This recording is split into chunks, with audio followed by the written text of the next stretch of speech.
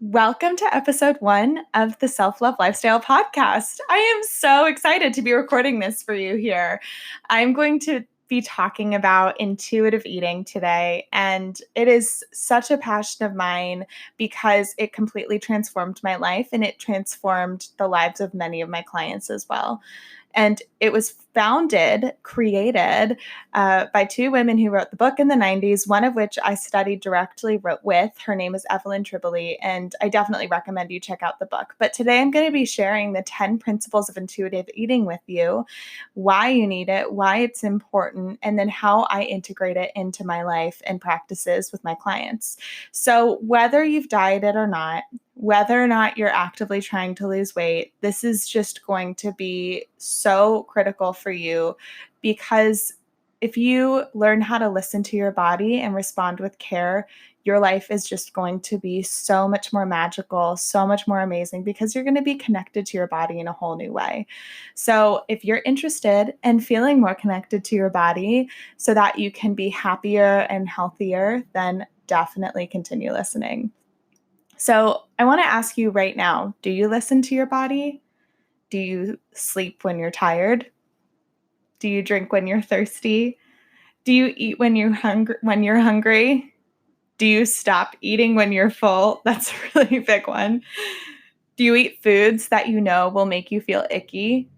These are just all of a little fraction of the ways that we listen to our bodies. And if you're listening to your body, that's one thing, but responding appropriately, responding with care is a whole other thing. And I also want to mention that if you're not listening to your body and you're not responding with care, then it's usually not your fault. Usually it's the conditioning that has been brought upon you by societal expectations, by people who are telling you that they are the experts of your body, but you are the expert of your own body. You know what's best for your body. So if you've been on a diet, which I have been on all of the diets, not recently, obviously, but in the past, I went on so many different diets. I did the master cleanse because Beyonce did it. I did juice cleanses. I was vegan, which is also a lifestyle choice, but I used it definitely because I wanted to look a certain way. I mean, I also love animals, and it was both. We're complex people. And then I've also done like liquid diets and gluten-free, not because I was gluten intolerant, but because I wanted to just cut out gluten from my life because I didn't want to be tempted to eat it. And these are fine lines, because a lot of these kinds of quote diets can be beneficial for people who have sensitivities, but it has to be with the right intention. It has to be because you want to take care of your body, not because you want to look a certain way. And so intention is everything. And traditional diets, which you start to look a certain way to lose weight, usually aren't effective. Would you take a medicine that had only a 5% success rate that was 95% ineffective? No, you wouldn't. Diets have that same statistic. So 95% of diets, if not more, fail. So why would we do this to our bodies? It's the social conditioning and diet industry, and we've become caught in this loop of weight cycling and endless dieting. Can you relate? I mean, it's so frustrating, only to try a diet and then gain more weight in the end, / like relapse and go deep into cravings. If you haven't, then that's awesome, and I'm really happy for you. But since it's been scientifically proven now that diets will cause you to gain more weight in the long run, we have to change the way we're looking at this. We have to not focus on what we're eating, though that's important. I did go to nutrition school, so I believe in nutrition, but it's really more about why you're eating and how you're eating. And intuitive eating is really a lot about this. So studies have shown that people who lose weight will regain the weight they lost after going on a diet. There was an amazing study done with twins in 2012 with 4,000 twins. And the question was, does dieting independent of genetics cause weight gain? And the answer was yes. The twin that went on diets ended up weighing more in the long run. And then the other study I want to point out was really about, does dieting cause chronic weight problems? Does dieting itself cause cardiometabolic diseases? And the answer to that was yes. So the act of dieting and weight cycling, so when you go up and down with your weight, is more detrimental to your health than being a little, quote, overweight to begin with. And so I'm actually going to post the links to both of these studies in this podcast episode so that you can read them yourself. They're based in fact. Okay, so now we know why we don't diet, why it doesn't work. And I hope that you feel a sense of relief. I hope you feel like, okay, I never have to diet again, because you don't, but don't feel lost. Don't feel like you're not going to be able to have a healthy relationship to food if dieting is all that you've known. I want you to know that there is hope and that it will be okay, because we have intuitive eating. Now, maybe you're saying, I'm an emotional eater. I can never stop eating like ice cream. I just go crazy every night eating ice cream. That's something I hear all the time, is people who feel out of control around food. But the deal is, we're all emotional eaters.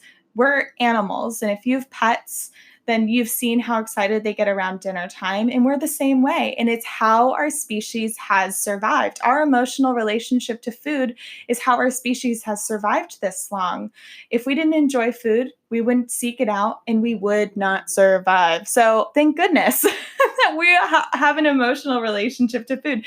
We can use this to our advantage. You see this when it's so joyful to have like a family meal. That's an emotional relationship around food. It's called what I call experiential eating. But when it's not a positive emotion, then that's when things can start to get a little messy. And so intuitive eating is going to help you navigate that so that you are dealing with unpleasant emotions around food in a really healthy way. It's so, as I said before, it's so much more about why and how you're eating, not so much about what you're eating. When you heal your relationship to food, what you eat will change. You're going to start craving the foods your body thrives on. You're going to start craving the foods that allow you to feel energized and nourished, instead of letting outside perspectives tell you what is healthy for your body. You'll eat according to what allows you to feel healthiest, because you, as I said before, are the expert of your body. So how do we get out of these diet cycles? How do we get out of everybody telling us what is good and bad to eat and instead listen to our bodies? Well, let's go with the 10 principles of intuitive eating. Principle number 1 is to reject the diet mentality. And I already gave you 2 studies, and that's just the tip of the iceberg of reasons why you don't need to diet. Throw out the diet books and magazine articles that offer you false hope of losing weight. You do not need it. You don't need to attach your self-worth to a number on a scale. You don't need to attach your self-worth to a dress size. Your self-worth should come from within you. So you don't have to diet anymore. Just say no to that dieting voice. Trust that it's part of the process. This is just the first step. If you feel afraid, it's okay. You're going to be fine. The second principle is honoring your hunger. So learning to tap into your hunger signals. At the beginning of a meal, a really easy way to do this is to just rate your hunger on a level of 1 to 10. How hungry am I? Middle of the meal, how hungry/full am I? End of the meal, how full am I? Rate on a scale of 1 to 10 without judgment. And that's just going to get you to start to tune in to how much food you actually need. And I'm not talking about portion sizes. I'm not talking about measuring your food. I'm not talking about eating only half of your plate. This is not the traditional dieting BS that's being thrown at you. This is just you listening to your body. And when you listen to your body, I promise you, it's going to start to feel so much more amazing. Your relationship to food will change. So your principle number 2 was honoring your hunger. Number 3, make peace with food. Stop fighting food. Let's end labeling foods as good or bad. You might have pleasant or unpleasant reactions to food, but food isn't inherently bad. So instead of restricting yourself, allow yourself to enjoy food. And one of the ways that I love to frame this is food is either nourishing my body or it's nourishing my soul. So you can have body nourishing foods. That's what's going to make you feel healthy and energized. and soul nourishing foods. That's the family dinner. That's, for me, it's dark chocolate in the evening. But it's different for everyone. And if it's not going to nourish my body and it's not going to nourish my soul, then I'm not going to eat it. Because why? Why would I want something that's not nourishing my body or nourishing my soul? Now, I understand that this can be a challenging concept to grasp at first, but just continue to frame foods in that way instead of good and bad. Start practicing this and it will become easier. So that was part of making peace with food, which was principle number 3. Principle number 4 is challenge the food police. And it's very similar to the last one. So you can continue to reframe food in a different way. And another thing that I really love to do to cope with guilt, because that has a lot to do with challenging the food police. The food police comes in and is like, don't eat that, or makes you feel guilty for eating something. Tap into a nurturing voice. Tap into a voice in your mind when you're feeling guilt or shame around food. Speak to yourself as if you're your best friend. Speak to yourself as if you were speaking to a child. Tap into that nurturing voice and have a conversation with yourself. Ask yourself the right questions. So, is this going to nourish my body? Is this going to nourish my soul? How am I going to feel after this? How can I act in alignment with my future self in this moment? And really nurture yourself through that transition. Challenge the food police. You don't need it. Principle number 5 is to respect your fullness. So let your body signals tell you that you're no longer hungry. And what's really, really helpful for learning how to do this is to create rituals around meals. So instead of watching TV when you're eating, which I love watching The Bachelor when I'm eating. I love it. And I totally get why you want to do that. But making a meal a ritual is just going to allow you to connect to your body in a whole way. And I'm not saying you can't ever watch TV while you're eating, but if you do, I want you to set a timer so that you remember to check in with your hunger signals so that you don't overeat past your body's comfortable limitation. Pause in the middle of a meal and ask yourself how the food tastes. Ask yourself what your fullness level is. Respect your fullness. Principle number 6 is to discover the satisfaction factor. So, as I mentioned before, we're emotional eaters, all of us, and that's a good thing. How blessed are we that we get to enjoy food to the degree that we can? So enjoy your food. Really savor every single bite. Close your eyes. My friends make so much fun of me because I will take a bite of something really delicious and I will just close my eyes and sit with it for 10 seconds. And I've been doing this long before I even knew about intuitive eating. Even when I was in the throes of disordered eating and diet cycles, I still did this because I love food so much. I'm a foodie. And so if you are not enjoying your food, then you're not really going to assimilate the nutrients as effectively. There's a physiological response that happens as well. So remember to enjoy your food, feel satisfied with what you're eating, and you're going to find that you're able to listen to your body more effectively as well. In principle number 7, we're powering through here. Principle number 7 is honoring your feelings without using food. So often I have clients come to me because they use food to cope with emotions. And as I said, it's great we're emotional eaters, but we do want to use positive emotions around food rather than negative. And so I have a really easy 3-step process for navigating the uncomfortable feelings around using food to cope with emotions. And it's again about having a conversation with yourself. So step number 1, ask yourself, am I really hungry for this food? Is it going to nourish my body or my soul? But what am I really trying to soothe here? What am I trying to soothe? And I want you to name it. Maybe you're bored, maybe you're sad, whatever it is, name your emotion. Step number 2, come up with 3 other things you can do to soothe that emotion. So if you're bored, just start doing an activity, read a book, call a friend, go outside, whatever it is you need to do. And come up with 3 things you can do. And when you do those 3 things, I guarantee you, your mind will be in a different place. Your cravings will feel very different. And if you still have the cravings, just repeat the process again. It takes practice. Nobody's perfect. Nobody becomes an intuitive eater overnight. So just practice, and I promise it will get better. Principle number 8 is respect your body. So there was a really wonderful video that came out, and I'll link it again in the podcast. And it was talking about how there's all of these different types of dogs, and a pit bull is not trying to change its body to look like a golden retriever, you know.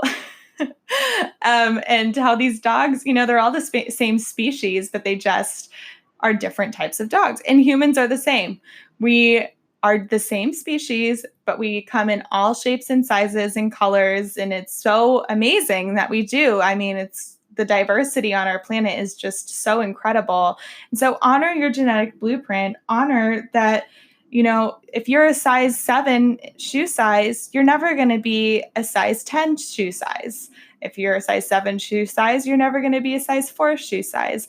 You have a natural set point that your body is happiest at weight-wise. And there is a range of 20 pounds in that set point. So you do have space. And you might not even be at your set point if you've been in diet cycles. Your body might think that it's in famine mode and has been protecting your body, holding on to excess weight. That's absolutely possible. So you might not be at your set point yet, but I want you to, when you find your set point, honor it. And when you start to love your body exactly as you are now, whether or not you're at your set point, I want you to just start loving your body unconditionally. And all of this is going to become so much easier if you do that. And, self-love is my whole thing. So we're going to be talking a lot more about self-love in future episodes as well. But just start to love yourself as much as you can. The easiest way to do that is through gratitude. Start being grateful for your body. Find something, anything to be grateful for. Principle number 8 is exercise, feel the difference. Now, I would rather even say movement, feel the difference. I'm a fitness instructor. I'm a yoga instructor. I know the benefits of exercise, but what is most beneficial is not even all of the ways that it improves your health, your cardiovascular system, all of the ways that it allows you to mature gracefully, all of the ways that it allows you to remain agile and active as you get older. The most beneficial thing is how it connects you to your body. That's what is most beneficial about movement. So you don't have to go to the gym if you don't want to. Find whatever kind of movement in your body feels great. One of the things that I really recommend is every single morning, roll out a mat, go on a carpet, whatever, and just move. It doesn't even matter what it looks like. It doesn't matter if you sweat, just move, just connect to your body. And chances are the more you do this, the more you're going to crave movement, the more active you're going to become. So start somewhere, roll out your mat every single morning, set a timer for 10 minutes and move. Okay, we're at principle number 10. Oh my goodness. This one is honor your health. So this is about nutrition. In intuitive eating, we talk about gentle nutrition. Make food choices that honor your health and taste buds while making you feel well. So you don't have to eat a perfect diet. I follow the 80-20 rule of 80% of the time I choose body nourishing foods, 20% of the time I choose soul nourishing foods, and I don't even hammer that out to a science. It's just the mindset that I hold. I don't keep track of my food to make sure how much they strive for body nourishing food or soul nourishing foods. It's really just making sure that I know that it is okay for me to eat both. And then also knowing that the foods that your body thrives on are going to be what's most beneficial, are going to be what will allow you to feel your best. And when you feel your best, you look your best. So if looking a certain way is your goal, start nourishing your body with the foods that allow you to feel energized. It's really as simple as that.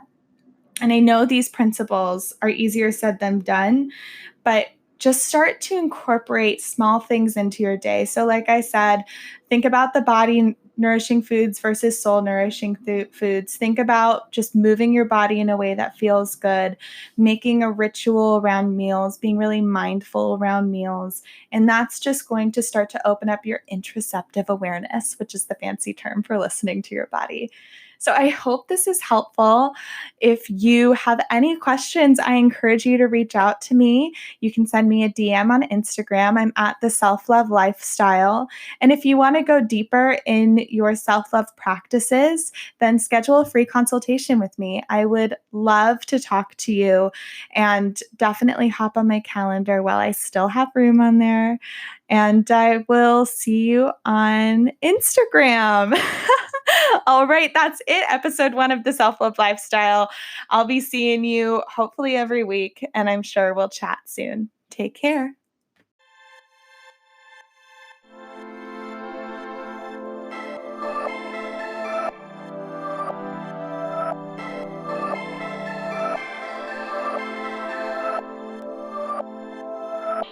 Welcome to the Self Love Lifestyle Podcast. My name is Melanie Monaco, and I hold certifications in intuitive eating, integrative nutrition, feminine energy healing, yoga, and more. My mission is simple: to help women transform their bodies and lives with self-love. I've worked with women all over the world and learned a lot along the way, and I am so excited to share it all with you here. This is a wellness-centric, motivational, and transformational podcast that will give you the tools you need to cultivate more self-love through nutrition, movement, mindset, personal development, spirituality, and beyond. I'm so grateful to have you here.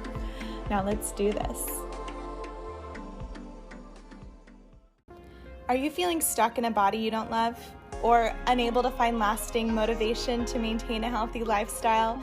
Or maybe you feel like you're constantly fighting against your body in order to transform how you look or feel. I know exactly how that goes, but to be honest, 95% of diets fail, and it's really not your fault. The problem is not the food that you're eating or the amount that you're exercising, but it's how you're relating to your body and food. And I'm here to share with you that there's a way for you to have the food that you love and a body you love without the dieting, over-exercising, or calorie counting, because that doesn't even work anyway. I've created a roadmap utilizing everything I've learned in my certifications from intuitive eating, integrative nutrition, energy healing, yoga, fitness, and more. And it's an intuitive wellness roadmap that's going to give you a personalized step-by-step approach to cultivating a body you love unconditionally and the freedom to eat without guilt. In a 30-minute video call with me, we're going to look at your goals not only for your body, but also your life. Because the truth is, you could eat only kale and exercise every single day, but if you're not nourished in all areas of your life, you're not going to be happy or healthy, right? So then we're going to uncover what's been holding you back from living the life of your dreams. We're going to look at the belief systems that are in place, the stories that you're telling yourself, and maybe even lingering ideas of who you think you should be that are detaching your self-worth. And I want to then give you a personalized step-by-step roadmap to becoming the happiest, healthiest, and most confident version of yourself so that you can live purposefully and in alignment with the best version of you. Through utilizing the proven strategies and tools from all my certifications, you're going to have a guide to reaching your goals, whatever they may be. If you want to tap into the power of intuitive wellness, discover how to effortlessly nourish your body and your soul, and cultivate a body you love unconditionally, then head to my website, melaniemonaco.com. That's MELANIEMONACO.com to book your free call now. I would love to chat with you soon, so make sure to hop on my calendar while there are still spots available.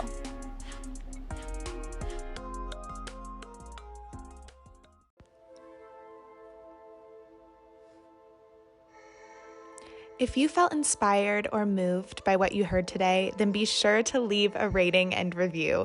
I would love to hear what you're vibing with so I can create more incredible content to help you transform your life with self-love. Be sure to connect with me on Instagram at The Self Love Lifestyle, on Facebook at The Self Love Lifestyle, and you can also sign up for my mailing list and find free downloads, resources, and more at melaniemonaco.com. That's melaniemonaco.com. And be sure to subscribe to the Self Love Lifestyle podcast so you never miss an episode. I'll see you next week, my love.